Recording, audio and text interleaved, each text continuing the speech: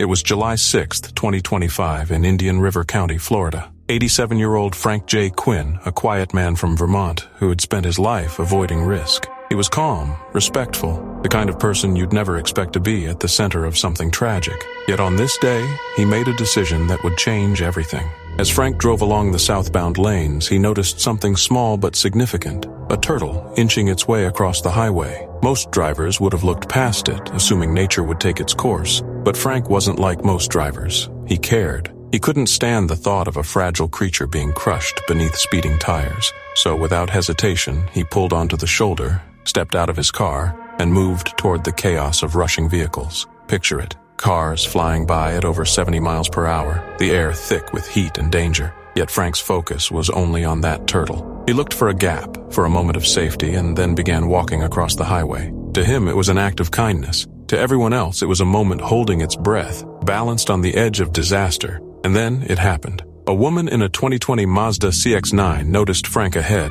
She slowed her car, trying to avoid hitting him. But behind her, barreling forward at high speed, was a 2020 Dodge 3500 pickup. Its driver, a 53-year-old man from Port St. Lucie, didn't react in time. The truck smashed into the back of the Mazda, the crash so violent it sent the SUV spinning off the road and into a fence. Metal twisted, glass shattered, but somehow the woman inside climbed out, shaken but unharmed. Frank wasn't so lucky. The pickup, still surging from the collision, kept moving forward. In the next instant, it struck him. The impact was brutal, hurling his body across the lanes until he landed on the far side of the highway.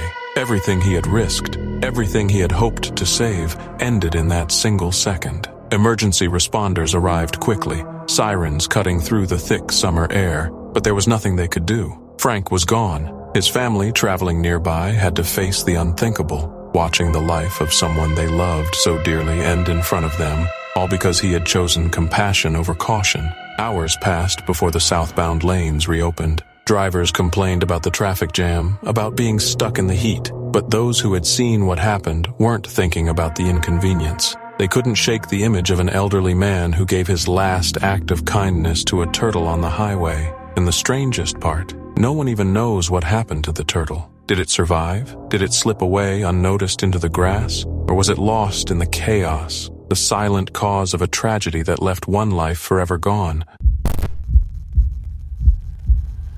It started as a night of laughter and camaraderie. A warm evening in Sydney, Australia, where a group of young men gathered in a backyard, sipping wine, sharing jokes, and trying to feel grown up for just a few hours. 19-year-old Sam Ballard, a vibrant rugby player with a bright future and an infectious sense of humor, was at the center of it all. The air was light, the mood buoyant, and nothing seemed out of the ordinary. Then, across the concrete patio, a small garden slug appeared, gliding slowly through the grass and moss. The teens noticed it, and in that split second, the tone of the night shifted. A dare was tossed into the circle, laughing, teasing, and daring Sam to eat the slimy creature. Everyone chuckled, thinking it harmless fun, a ridiculous prank that no one would take seriously. But Sam, always up for a challenge, always eager to impress his mates, picked up the slug. Without hesitation, he swallowed it whole, the tiny creature sliding down into his unsuspecting stomach. The crowd erupted in cheers, their laughter echoing into the night. The party went on. Sam went home, thinking nothing of it.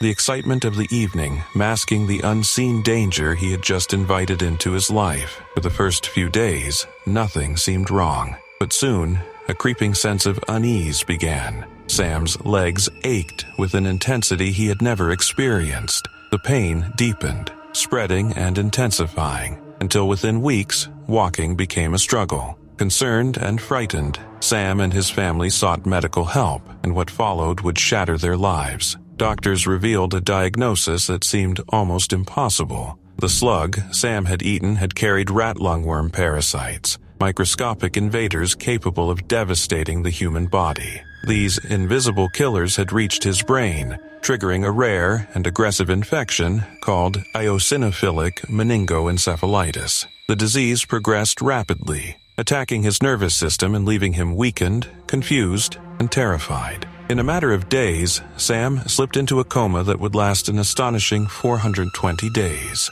For over a year, he lay in a hospital bed, his body failing him, while the world outside moved on. When he finally emerged from the haze of unconsciousness, the consequences of that single, reckless act became devastatingly clear. Sam was paralyzed from the neck down. He could no longer walk, feed himself, or breathe without mechanical assistance. His independence, his freedom, and the life he had known were gone. His mother, Katie Ballard, became his full-time caregiver, tending to him around the clock. She bathed him, fed him, and held him through nights of pain and frustration, witnessing the vibrant young man she had raised trapped inside a body that refused to obey. Friends and family visited, bringing laughter, memories, and reminders of the life Sam had lost, even as the guilt of that night, the dare, the laughter, the tiny slug hung over them like a shadow. Despite the paralysis and the relentless medical interventions, Sam's mind remained sharp. He understood everything. He remembered the friends, the parties, the laughter, and the night that had begun so innocently but had changed everything. He communicated when he could, smiled at familiar faces, and clung to moments of connection with the people who had loved him unconditionally through the long, dark years. 8 long years passed. 8 years of hospital visits, surgeries, rehabilitation attempts, and small victories overshadowed by immense losses. Then, in 2018, surrounded by the family who had never left his side and the loyal friends who had supported him through every setback, Sam Ballard passed away. His final words whispered to his mother were heartbreakingly simple: "I love you." The world had lost not just a young man, but a story, a life forever altered, a spirit contained within a body that no longer obeyed. Sam's death became more than a tragedy. It became a chilling, cautionary tale. What had begun as a laugh, a moment of bravado, a silly dare among friends, had spiraled into a nightmare of irreversible consequences. A tiny slug, a fleeting dare, and a single choice had stolen 8 years of life, leaving grief, guilt, and heartbreak in its wake. Families, communities, and children across the world were reminded in the harshest terms. Some dares are far from harmless. A single act of recklessness can ripple through lives, leaving scars that no amount of laughter can ever erase.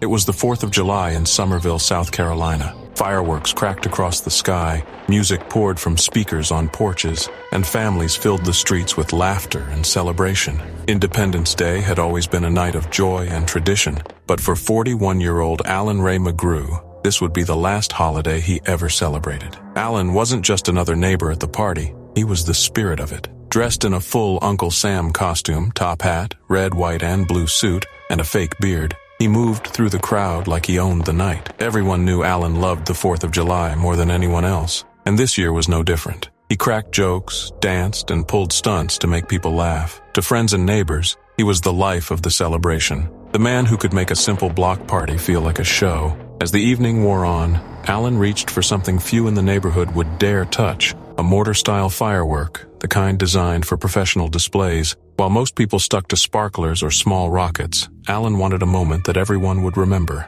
At first, he held the firework above his hat, posing, teasing, making it seem like just another gag. His wife Paige watched from only a few feet away, smiling, assuming he hadn't lit it yet. To her, he was just putting on a show, but he had already lit the fuse. In seconds, the firework exploded on top of his head. The blast was deafening, the crowd stunned into silence before screams broke out. Alan collapsed instantly, and though neighbors rushed to help, there was no saving him. By 11:10 p.m., he was gone. Just moments earlier, he had been dancing, laughing, and basking in the joy of a night he loved more than any other. The tragedy cut especially deep for his son, Hunter, who had only recently shared with his father the excitement of his engagement. Alan had been thrilled at the idea of welcoming a daughter-in-law into the family. Now, Hunter stood frozen in shock, forced to watch his father's final, unthinkable moments unfold before his eyes. The celebration that was supposed to bring joy now carried a memory he would never be able to escape. As news of the accident spread, the public was quick to weigh in. Many called Alan reckless, careless, even foolish. Some assumed he was heavily intoxicated. Paige pushed back against the harsh judgment. Yes, Alan had been drinking that night, but only lightly. He wasn't a reckless man, she insisted. He was simply happy, caught up in the excitement of his favorite holiday, surrounded by family and friends. To her, he wasn't defined by that one decision. He was a man who had spent his life helping others, mowing neighbors' lawns, fixing broken fences, and giving more than he ever asked for in return. A video shared online captured him dancing in his costume not long before the blast, smiling and carefree. Watching it now feels haunting. He had no idea the danger waiting seconds away. No one could have imagined how quickly laughter could collapse into horror.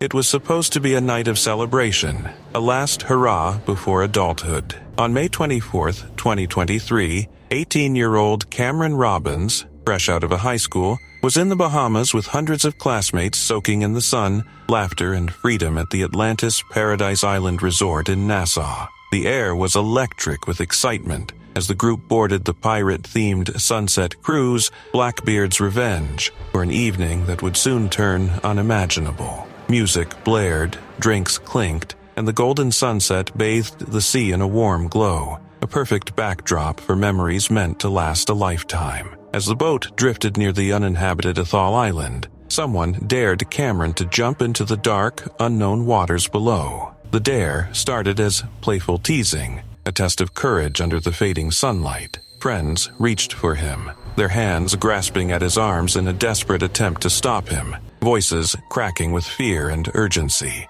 But Cameron broke free, perhaps drawn by a reckless sense of adventure, or maybe by the bravado of youth. With a final glance at the terrified faces around him, he leapt. For a fleeting moment, it seemed like a thrilling stunt. He cut through the water, swimming in the moonlit ocean, the cheers of classmates transforming abruptly into frantic screams. They threw a life preserver toward him, shouting frantic instructions. "Grab the buoy! Hey, the buoy!" But Cameron, either disoriented, caught in the excitement, or struggling against the pull of unseen currents, swam past it. The water around him swallowed the sound of voices, and within seconds, he vanished from view. Panic erupted aboard the ship. Friends scrambled along the deck, pointing frantically, calling out his name, their laughter and joy replaced with horror and disbelief. The crew initiated emergency protocols, radios crackling as calls for help were sent into the night, while the students could only watch helplessly as the darkness claimed him.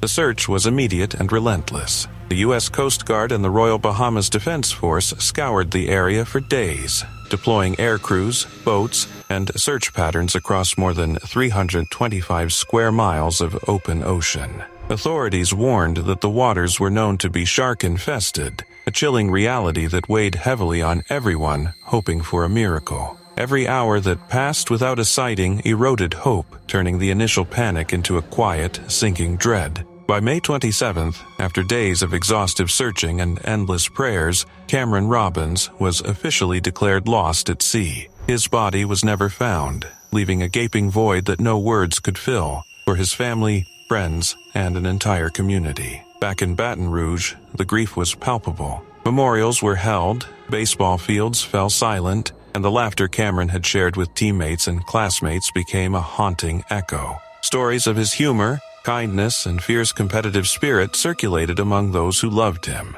each memory now tinged with a sorrowful ache. Friends and strangers alike were left grappling with the cruel reality of how a single dare, something meant to be fun, could spiral into irreversible tragedy. Cameron's story serves as a sobering reminder that the line between thrill and disaster is thinner than we ever realize, and that even the bravest leap, fueled by confidence and youthful daring, can have consequences that last forever. It was the evening of July 4th, 2025 in Houston, Texas. Fireworks echoed in the distance, lighting up the night sky above the quiet, ivy-lined streets of River Oaks, one of the city's wealthiest neighborhoods. Behind the tall hedges of a grand home on Avalon Place, 67-year-old Deborah Putzkatucci and her fiancé, 68-year-old Kevin Willis, were making final preparations for their annual Independence Day party. The couple was well known in their circle, sophisticated, warm, always eager to share fine wine and good food. For Deborah and Kevin, wine wasn't just a drink, it was a passion, a piece of their story. They had traveled the world together, France, Italy, Texas Hill Country, chasing flavors and memories. Over time, Deborah had built an impressive collection of rare Bordeaux and vintages stored in the cool, dim light of her private wine cellar. That night, as fireworks cracked overhead, the couple slipped downstairs to that cellar, a ritual that had always brought them joy. They were surrounded by bottles worth thousands, the kind of collection that takes decades to build. But they had brought something with them that night they didn't fully understand. Dry ice. Maybe it was to cool the bottles, maybe to control the humidity. Whatever the reason, it seemed harmless. After all, people use dry ice every day to keep things cold. But dry ice doesn't just melt, it transforms. It becomes carbon dioxide gas, invisible and odorless, heavier than air, and in a space as closed off as a wine cellar, that gas has only one place to go, down, pushing the oxygen out, stealing the air without a sound. Neighbors later said they noticed something strange. The house was unusually quiet. By 7 p.m., no one had heard from the couple. The laughter, the music, the chatter that usually marked Deborah and Kevin's gatherings, silence. When first responders arrived, they immediately sensed danger. A chemical heaviness in the air clung to the walls. Firefighters put on protective gear before stepping inside. Down in the cellar, they found the couple. Deborah and Kevin had collapsed side by side among the bottles they had spent years collecting. Both had been overcome by the gas before they even realized what was happening. By the time rescuers reached them, it was already too late. Lieutenant Larry Croson of the Houston Police would later explain how it happened. Dry ice, he said, can kill quietly. In a sealed room with poor ventilation, the carbon dioxide builds rapidly, undetectable until it overwhelms you. There is no smell, no taste. You don't even realize you're suffocating until your body starts to shut down. It takes minutes, just minutes, for the air to disappear. The news spread quickly through Houston's wine and food circles. Deborah, a respected lawyer and accountant, had been deeply involved in sharing her love for wine with friends. Kevin was remembered as kind, generous, the kind of man who made people feel welcome at every table. Just days before, he had spoken to a friend about plans for the following week, plans that would never happen. Their deaths left friends stunned. How could something so ordinary, so simple, become deadly? The house itself, bought by Deborah years earlier and cherished ever since, stood as a symbol of her success and resilience. Yet on that night, it became the place of her final moments. Authorities confirmed what seemed unthinkable. No foul play, no crime, just an accident. An accident caused by something many of us handle casually, never realizing the risk it carries. It began as a seemingly innocent sleepover in Florida, a night filled with laughter, games, and the kind of mischief children often indulge in. 8-year-old Kihari Pope was there with her cousin and friends, enjoying the excitement of being together. The game of choice was truth or dare, a test of bravery, of curiosity, of childish courage. What started as harmless fun soon took a turn no one could have foreseen. Somewhere in the swirl of giggles and dares, someone challenged Kihari to drink boiling water through a straw. The dare seemed absurd, even comical, yet Kihari, trusting in the thrill of the game and the encouragement of her peers, accepted. She lifted the straw to her lips and sipped the scalding liquid. Immediately, screams tore through the room. The boiling water seared her mouth, throat, and lungs. Her tiny body convulsed in agony as she collapsed to the floor. Adults rushed her to the hospital, frantic and fearful. Doctors discovered the horrifying extent of her injuries, severe internal burns that had destroyed the lining of her throat and damaged her lungs. Kihari was placed in intensive care, her small body struggling for every breath. Multiple surgeries followed, but each procedure only underscored the brutal reality her injuries were catastrophic. Her airway had been irreparably damaged, and despite the relentless efforts of the medical team, her condition worsened. For months, Kihari fought for life. She endured unimaginable pain, a battle far beyond her years. A tracheotomy left her with difficulty speaking and breathing, each breath a struggle, each moment a reminder of that fateful dare. Her family watched in helpless despair as complications continued to mount, their hearts breaking with each setback. Then, in the early hours of July 31st, 2017, Kihari Pope passed away, just 4 months after that tragic sleepover. She was only 8 years old. The news sent shockwaves across her community, leaving parents horrified and questioning how a simple game could lead to such a devastating loss. Social media carried warnings and grief, as schools and families tried to impress upon children the deadly consequences of reckless dares. Kihari's story became a cautionary tale, a tragic lesson in the fragile line between curiosity and danger. Her young life, full of potential and innocence, was snatched away in a single, horrifying moment. A moment that began with laughter and ended in heartbreak. Friends and family were left traumatized, haunted by the memory of what had happened, and determined to ensure that no other child would face such a cruel fate. It was Christmas Day 2007 in San Francisco. Families had come and gone from the San Francisco Zoo, children bundled in coats, parents tired but smiling. By 5 p.m., the gates were closing, and the animals were supposed to be settling into the calm of the night. But for 3 young men, the evening would take a turn no one could have imagined. 17-year-old Carlos Eduardo Sousa Jr. had come with his friends, 19-year-old Amritpal Dhaliwal and 23-year-old Kulbir Dhaliwal. They had walked the paths, laughed, and stopped by the Siberian tiger enclosure, home to Tatiana, a 350-pound predator who had never been considered a danger. Visitors leaned against the railing that day, pointing and whispering, some claiming the boys were shouting, waving, maybe even tossing things into the habitat. Nobody knew for certain. What everyone agreed on was that something agitated the tiger. And then, the impossible happened. Tatiana escaped. The enclosure had been considered secure. A deep moat, a nearly 12-foot wall, and years of trust that it was unbreakable. Yet somehow she got out. Some said she leapt. Others thought she climbed. Maybe the taunting triggered something primal, or maybe it was just bad luck. Whatever the cause, Tatiana broke free, and the moment she did, the night turned into chaos. Carlos was her first target. The attack was merciless, leaving him with catastrophic injuries to his head, neck, and chest. His jugular vein torn, his spine shattered. He never stood a chance. He collapsed near the enclosure, the Christmas lights in the distance flickering over a scene too brutal to comprehend. His friends ran, sprinting nearly 3 football fields to the zoo cafe, blood on their clothes, panic in their voices. They begged for help, shouted for towels, for an ambulance, for someone to save Paul, who was badly wounded. But instead of aid, the cafe doors were locked. Staff thought it was a prank, some kind of cruel joke on a holiday evening. Even when 911 calls came through at 5:08 p.m., zoo employees hesitated. The idea that a tiger had actually escaped seemed too far-fetched.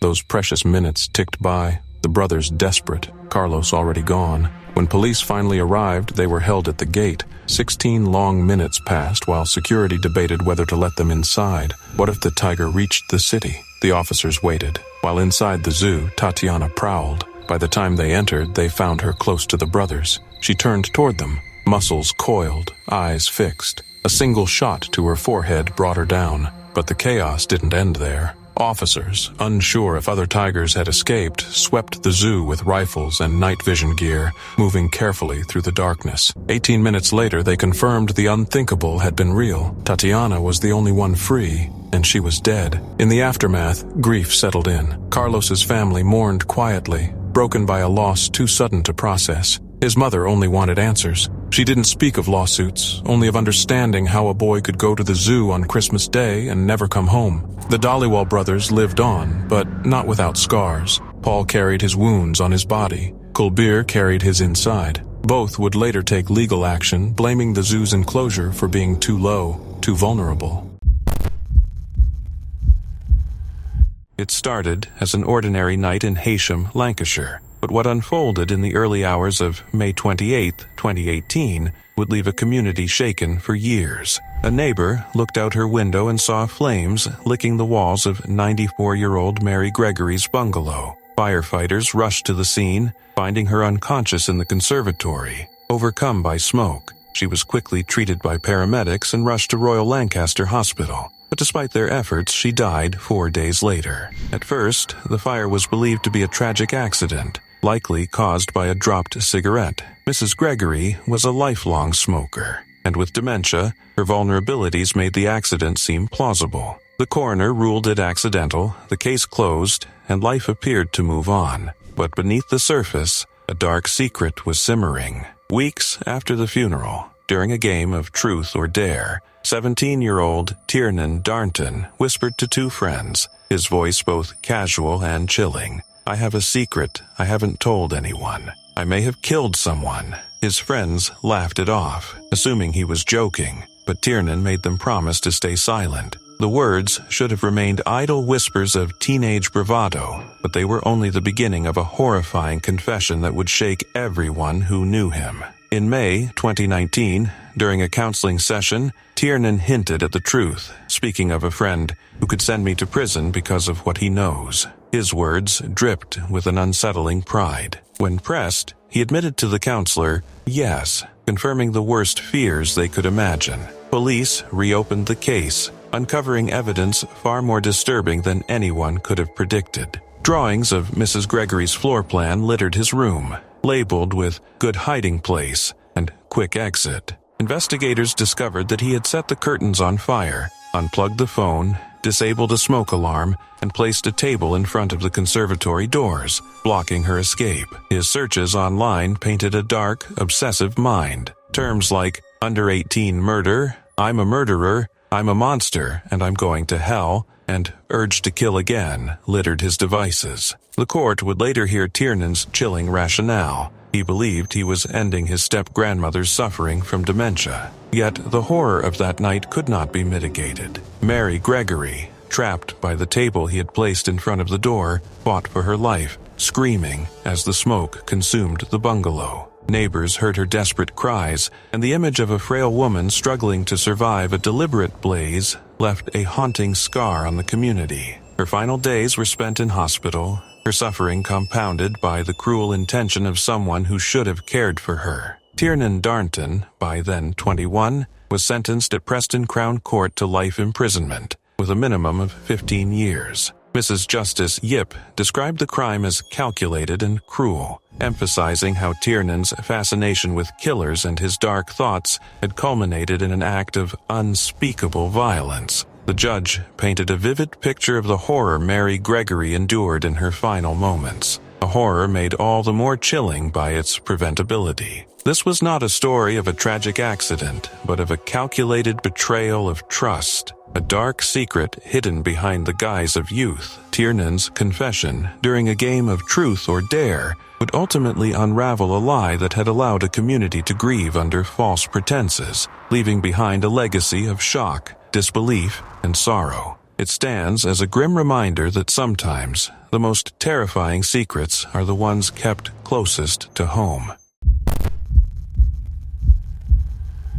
It was a warm Monday afternoon in 2007 in Pacoima, California. Nothing suggested tragedy was about to strike, but for 21-year-old Brandon Julius Funches and his 23-year-old girlfriend Michelle Wright, a drive that should have been forgettable turned into a story people in the neighborhood would talk about for years. The two had been together for only 3 months, though they had known each other far longer. That afternoon, they were cruising through South Los Angeles, searching for a car part, their voices raised in an argument that neighbors later said could be heard from the street. Tension filled the car. The Dodge Magnum carried them toward a crossing near San Fernando Road and Branford Street, a stretch of track that would soon become the backdrop to something almost too violent to believe. The crossing gate was already down when they arrived. Lights flashed, bells rang, and up ahead a Metrolink train was tearing toward the intersection at nearly 80 miles per hour. Instead of waiting, Brandon swerved past 2 cars and drove straight onto the tracks. Then, to the horror of onlookers, he stopped. He parked the car squarely across the rails, positioning the passenger side, where Michelle sat, directly in the path of the oncoming train.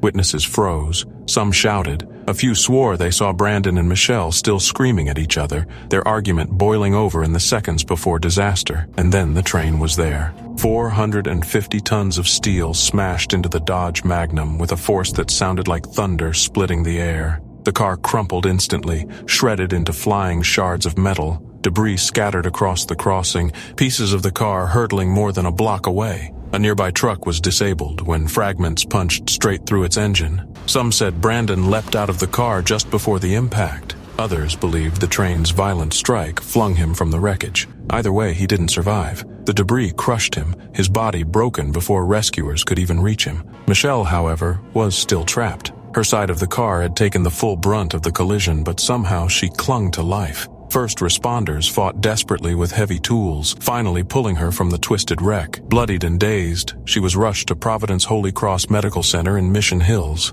In the days that followed, her words fueled more questions than answers. From her hospital bed, she told investigators she believed Brandon had done it deliberately, that he had meant to kill them both. She described the terror of seeing the train bearing down, the hopelessness of being trapped. But later, her story shifted. She claimed Brandon had only been trying to beat the train, that he hadn't meant to hurt anyone. The concussion, the trauma, it left her memory fractured, her truth uncertain. Brandon's family refused to believe he intended harm. His uncle, Michael Ashford, spoke to reporters, insisting people were wrong to call it a planned act. To him, it wasn't murder, it wasn't suicide. It was a terrible decision made in the heat of the moment, a mistake that couldn't be undone, but the police didn't see it that way. To them, the evidence was clear. The positioning of the car, the witness accounts, the argument inside moments before. Everything pointed to something intentional, a decision made in anger. The train itself never derailed. None of the 125 passengers were injured, but the devastation it left behind was staggering. A mangled car, shattered lives, and unanswered questions. In the end, Brandon was the only one who lost his life. Michelle would heal from her wounds, but the weight of that day, the noise, the crash, the memory of being trapped on the tracks would haunt her forever. His family grieved in confusion, left with more questions than answers.